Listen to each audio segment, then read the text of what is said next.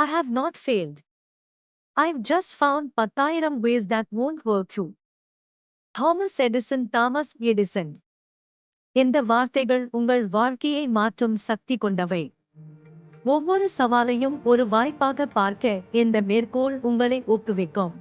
இன்று நாம் ஆராயப் போகும் வார்த்தை ஃபெயில், தோல்வி.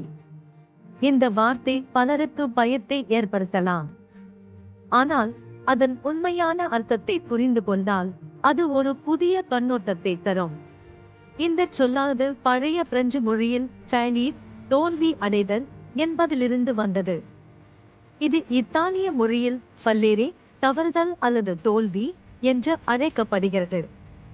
இதன் வேரானது புரோயிந்தோரியோரோ மொழியில் கல், விழுதல் அல்லது தவறுதல் ஆகும். இது 13ஆம் நூற்றாண்டில் ஆங்கிலத்தில் மருவியது. மீனிங் ஃபெயில், தோல்வி அடைதல், the act of not succeeding in something attempted or expected.